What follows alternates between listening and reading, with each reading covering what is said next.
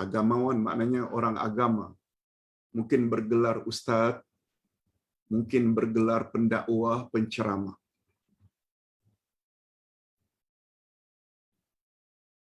Apa hukum seorang ustaz, penceramah yang mengajar di khalayak ramai dengan menyelitkan cerita-cerita alam gaib tanpa membawa sandaran Al-Quran dan As-Sunnah? Exactly macam itu pertanyaannya. Apa pandangan Pak Ustaz? Sebenarnya Ustaz dah jawab setiap ceramah.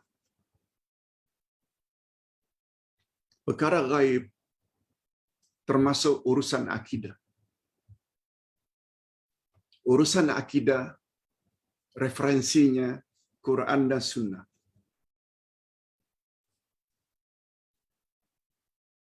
Tidak ada yang tahu perkara gaib kecuali dua pihak. Allah dan Rasul. Perkara gaib yang hanya diketahui oleh Allah itu namanya gaib hakiki. Bila seseorang akan mati, bila terjadinya kiamat, itu namanya gaib hakiki. Tidak ada yang tahu kecuali hanya Allah. Satu lagi, gaib idafi, gaib tambahan. Ini diketahui oleh para nabi atau para rasul sebab mereka terima wahyu. Kita semalam ada sebut beza antara wahyu dengan ilham. Kedua-duanya daripada malaikat. Cuma wahyu bisikan dari malaikat untuk para nabi dan rasul. Tapi bisikan dari malaikat untuk manusia biasa seperti kita namanya ilham. Sedangkan bisikan yang satu lagi itu dari syaitan yang dipanggil dengan waswas. Okey. Nah, karena perkara gaib ini yang tahu hanya Allah dan yang kedua Rasul yang disebut dengan gaib hakiki. Gaib hakiki bila kiamat akan terjadi, tidak ada yang tahu. Hatta Rasul dan malaikat tak tahu kecuali Allah. Tetapi beberapa tanda-tanda dekat kiamat itu dapat dijawab oleh Nabi. Sebagaimana Nabi ditanya oleh Jibril, apa tanda-tanda dekat kiamat? Nabi jawab, wanita lebih ramai dari lelaki.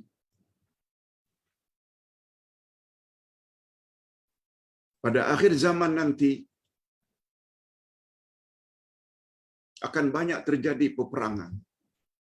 Dan itu namanya gaib idhafi. Termasuk menyebut tentang fadilat ini, fadilat itu, bila amal ini, amal itu termasuk perkara gaib. Mesti ada sandarannya daripada Rasul sallallahu alaihi wasallam. Sabda Nabi, "Man shalla alayya marrah, sallallahu alaihi asyara marrah." Hadis sahih. Siapa bersalawat kepadaku satu kali, kata Nabi, Allah bersalawat kepadanya 10 kali. Salawat kita pada Nabi, Allahumma salli ala Muhammad wa ala ali Muhammad, atau yang seumpama dengan itu. Lalu balasannya, kata Nabi, Allah bersalawat kepadanya 10 kali. Salawat Allah kepada kita maknanya Allah cucuri rahmat dan berkat dalam hidup.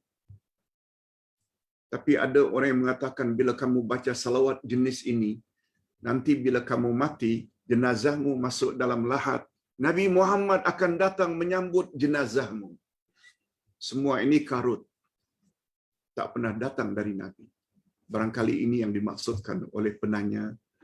Andai kata bercakap tentang perkara gaib, diselitkan tanpa membawa dalil Quran dan Sunnah, Ustaz punya pandangan tak boleh percaya macam itu. Itu namanya khurafat. Okey. Sedikit tambahan. Hadirin dan hadirat, siapa ulama? orang alim. Alim itu plural, maaf, singular. Pluralnya, jamaknya ulama. Nabi Muhammad sallallahu alaihi wasallam bersabda dalam hadis sahih, al-ulama'u warasatul anbiya. Ulama itu adalah pewaris Nabi. Pewaris dengan makna penerus tugas Nabi. Nabi telah wafat. Kalau Nabi mengajarkan Islam lengkap dengan dalilnya, hujahnya, Quran, dan apa yang Nabi ucap, apa yang Nabi buat, lalu kata Nabi, yang namanya ulama itu, mereka meneruskan tugasku. Oleh sebab itu, andai kata mengajar Islam tapi tidak bawa dalil Quran, itu bukan ulama. Selalu orang-orang kita sebut, barangkali itu ular semak, bukan ulama. Kalau ulama, kata Nabi, mereka mesti mengajar macam aku mengajar. Yang prinsipnya mesti bersandar kepada Quran dan sunnah Nabi sallallahu alaihi wasallam. Baginda juga bersabda, "Balighu anni walau ayah." Sampaikanlah apa yang kamu dapat daripada aku, walau satu ayat. Daripada aku, siapa aku? Nabi Muhammad. Bukan yang disampaikannya itu apa yang gurunya cakap. Bila ditegur, saya kan hanya menyampaikan apa yang guru saya cakap. Saya pun tak tahu jawaban apa ini. Itu bukan ulama yang perlu dihormati. Hadirin dan hadirat rahimakumullah. Yang kedua, dalam kelas terdahulu, Uday ada sebut tidak boleh kirim salam kepada Rasul melalui jamaah haji atau umrah. Betul? Bagaimana kita hendak jelaskan kepada orang bahwa amalan itu salah? Jika jawaban Ustaz bertulis, itu lebih mudah untuk saya sampaikan. Okey. Ustaz tak sempat nak tulis. Tapi Ustaz masih ingat lagi kata-kata cucu Rasulullah, yaitu Sayyidina Hasan bin Ali. Pada satu hari setelah baginda wafat. Ingat ya, rumah Rasulullah dengan Aisyah, setelah baginda wafat, disitulah kuburan baginda. Bersebelahan dengan rumah baginda itu rumah Ali dan Fatimah. Bersebelahan. Jadi ketika baginda Rasul sallallahu alaihi wasallam dikebumikan setelah baginda wafat, rumah Ali dan Fatimah masih lagi kekal di situ. Pada suatu malam datang orang menziarahi kubur Nabi.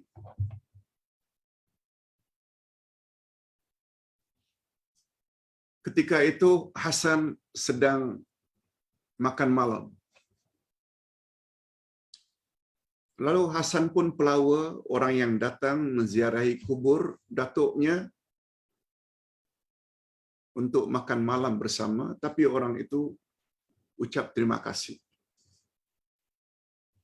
Setelah Hasan makan, beliau turun, jumpa orang tersebut. Bahasa kita, pakcik-pakcik.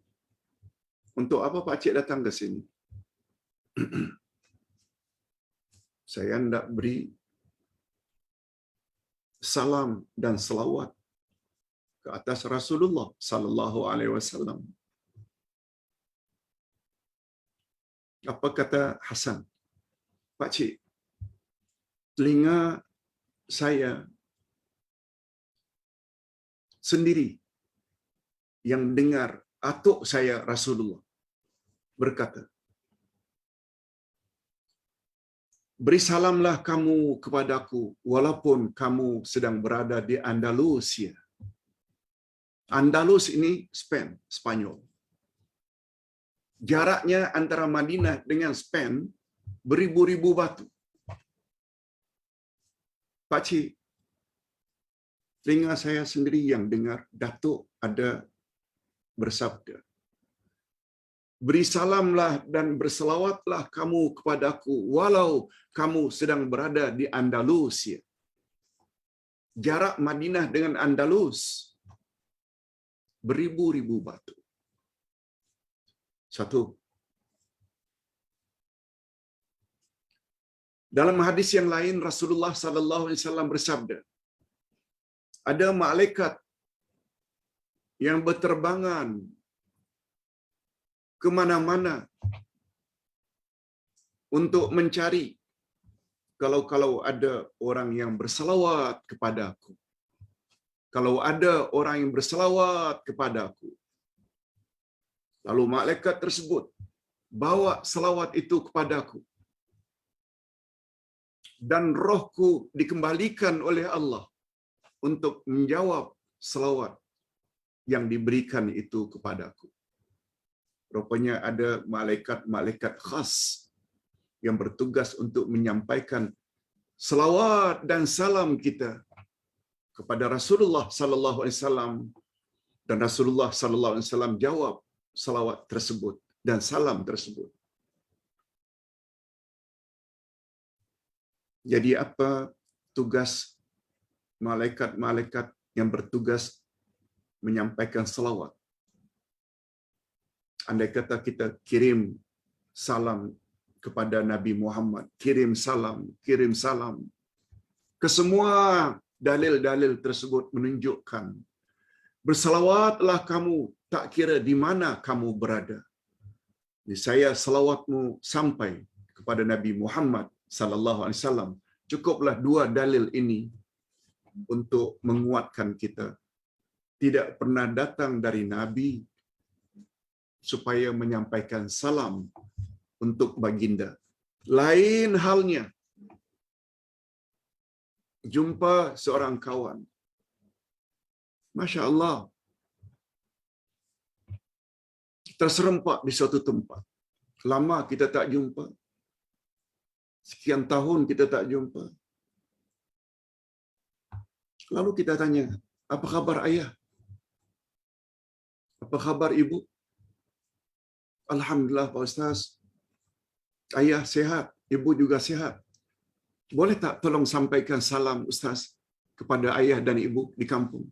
Umpamanya di Kelantan, umpamanya di Johor, umpamanya di Kuantan, umpamanya di Penang, umpamanya di Perlis. Boleh tak tolong sampaikan? Tapi dengan syarat, mak bapak masih hidup. Mak bapak masih hidup. Minta tolong sampaikan salam kita melalui anaknya kepada mak bapaknya yang masih hidup, dibolehkan. Tapi tidak begitu terhadap Rasulullah sallallahu alaihi wasallam apabila baginda telah wafat. Itu jawaban Ustaz. Yang ketiga, salat sunat rawatib 4 rakaat. Sama ada sebelum zuhur atau sesudah zuhur juga ada 4 rakaat. Siapa buat salat qabliyah zuhur 4 rakaat, ba'diyah 4 rakaat, Allah haramkan kulitnya daripada jilatan api neraka. Ada hadis. Begitu juga sebaiknya salat sunat sebelum asar 4 rakaat. Ada hadisnya. Atau salat isya setelahnya 4 rakaat juga sahih. Tak buat 2 juga boleh, 4 juga boleh after isya. Setelah isya 4 rakaat, sebelum asar 4 rakaat, sebelum dan sesudah zuhur 4 rakaat, 4 rakaat. Ada dalilnya. Sekarang yang ditanya, bagaimana cara melaksanakannya Pak Ustaz? Bolehkah dilakukan dengan satu salam? Hadirin dan hadirat, Ustaz nak beritahu, pembahasan dalam ilmu fiqh, para ulama berbeza pendapat. Karena Ustaz belajar perbandingan ilmu fiqh, Ustaz belajar. Pendapat yang pertama mengatakan, sebaiknya dibuat dua-dua. Maknanya 4 rakaat 2 salam. Sebelum zuhur atau sesudah zuhur, sebelum asar, dua-dua, setelah isya, dua-dua. Itu pendapat yang pertama.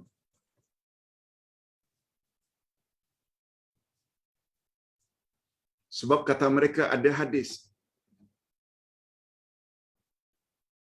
salatul lail wan nahar masna masna.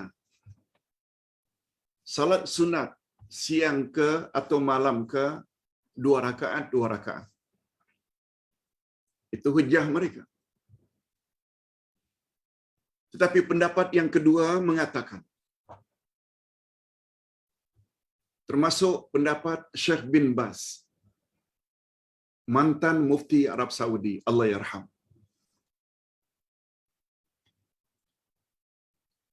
Pandangan beliau lagi luas. Tidak buat dua-dua boleh, macam pandangan pertama. Tak buat 4 rakaat 1 salam juga boleh. Tapi buatlah sebagaimana tabiat salat 4 rakaat. Tabiat maknanya, faktanya, salat 4 rakaat zuhur isya dengan 2 tahiyat. Exactly. Setelah 2 rakaat, duduk tahiyat awal, naik lagi rakaat ketiga, kemudian naik lagi rakaat yang keempat, exactly macam isya, macam zuhur, macam asar. Hadirin dan hadirat, ini pandangan orang-orang alim tentang salat sunat 4 rakaat. Ringkasnya boleh buat dua-dua, juga boleh dibuat 4 rakaat exactly macam kita buat salat-salat 4 rakaat lainnya dengan 2 tahiyat. Ustaz punya pandangan ini lebih baik untuk kita terima. Jangan persalahkan kalau orang tak buat 1 salam 4 rakaat, tapi kalau ingin buat dua-dua itu adalah lebih baik. Wallahu a'lam.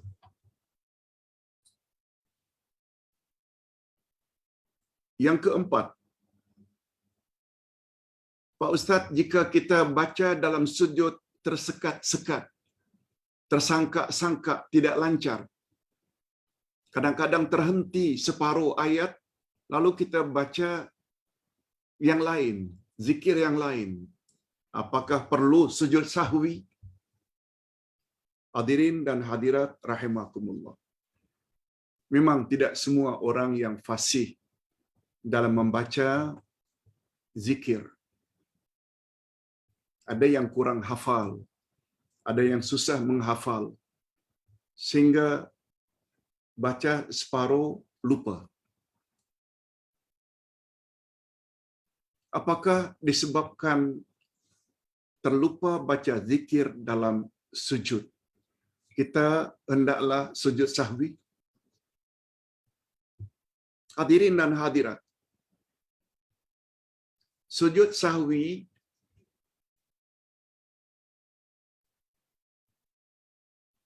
penyebabnya antara lain karena terlupa, karena ragu-ragu, karena kelebihan rakaat. Itu antara lain penyebabnya. Juga karena meninggalkan sunat muakkad. Karena kita terlupa duduk tahiyat awal, langsung berdiri. Pandangan mazhab Syafi'i bila terlupa baca kunut, pandangan Syafi'i. Sebab baginda, Syafi'i berpendapat kunut subuh itu sunat muakkad. Nah, bila itu terjadi, kita disunatkan sujud sahwi. Dan tidak ada seorang ulama pun, ulama fiqh yang mengatakan bila awak tersekat-sekat, tidak lancar membaca zikir dalam sujud sahwi. Tak ada. Tak ada pendapat macam itu. Lagipun itu hanya sunat. Tidak perlu karena kita terlupa membaca Subhan rabbiyal a'la wa bihamdi. Subhan rabbiyal a'la wa bihamdi. Lalu kita tersekat-sekat atau tersangka-sangka. Lalu kita baca yang lain. Tidak perlu sujud sahwi.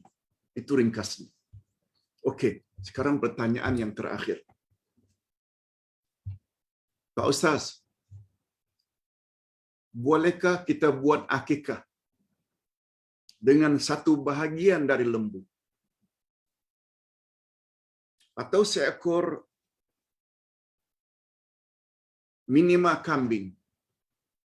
Mohon pencerahan Pak Ustaz. Hadirin dan hadirat,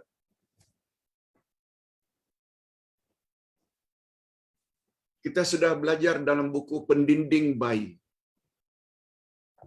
Satu di antara 7 pendinding baby yang baru lahir, satu di antaranya akikah. Kita juga telah bahas bab akikah. Untuk anak lelaki, baby boy, sebaiknya 2 ekor kambing. Untuk anak perempuan, 1 ekor kambing. Namun demikian, andai kata 1 ekor kambing pun untuk anak laki-laki, boleh dan sah. Sebab Nabi SAW sendiri buat untuk cucunya Hasan 1 ekor kambing. Tahun-tahun berikutnya dapat Hussein juga 1 ekor kambing. Nabi yang biayai, Nabi yang sembelih. Ini memberi makna antara ucapan Nabi, baby boy sebaiknya 2 ekor kambing, hanya menyangkut afdaliyah, lebih afdal 2 ekor. Tapi andai kata tidak mampu untuk baby boy hanya 1 ekor kambing, sudah sah. Yes. Begitu penjelasannya. Nah sekarang Pak Ustaz, karena dalam bab korban, seseorang boleh sembelih 1 ekor kambing. Tapi seseorang juga boleh ambil 1 bahagian dari 7 bahagian yang ada dalam lembu atau onta. Onta lembu boleh 7 orang. Sebagaimana dam haji. Haji tamattu. Lembu 1 ekor boleh korban untuk 7 orang. Kambing 1 orang. Nah sekarang persoalannya akikah Pak Ustaz. Hadirin dan hadirat, pendapat yang lebih kuat mengatakan jangan syekh untuk akikah. Ustaz dah jelaskan dalam buku ini. Akikah diambil dari kata akka ya'uqu.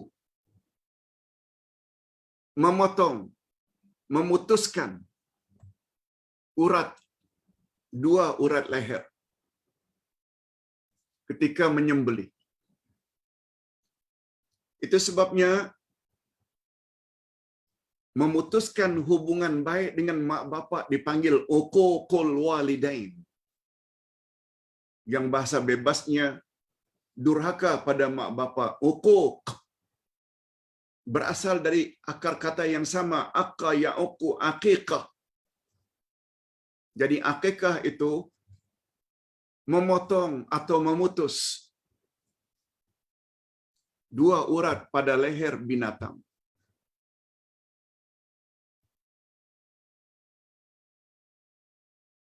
Maknanya untuk satu baby, satu potongan minima untuk baby tersebut.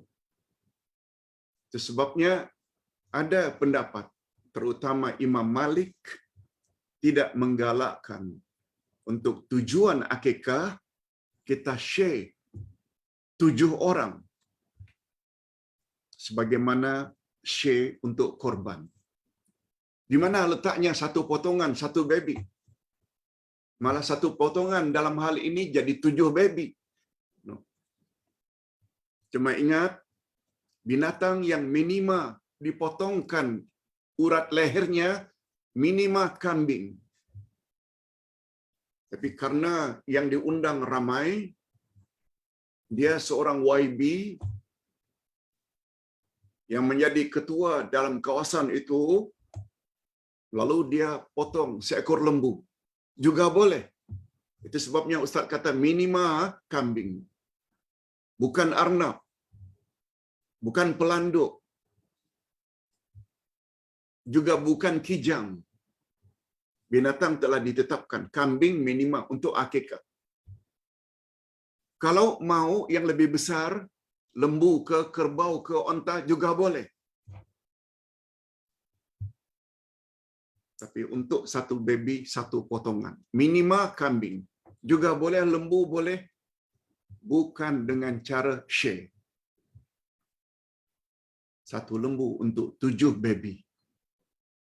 Mengingat, kata pendapat ini, akikah diambil dikata akka ya'uqu, memotong. Satu potongan untuk satu baby. Minima. Kalau 2 potongan untuk baby boy, lagi bagus. Hadirin dan hadirat, nasihat Ustaz. Bila kita dah tahu ini hujahnya, apa yang telah berlalu, semuanya telah diterima oleh Allah, walaupun dulu kita share. Tapi untuk next anak, next baby, next cucu, sebaiknya jangan share. Sebab dia bercanggah dengan makna akikah. Wallahu a'lam. Mudah-mudahan 5 soalan dengan jawapan ringkas Ustaz ada jugalah manfaatnya. Tentang yang belum terjawab, insya-Allah kita undur esok. Sebab kita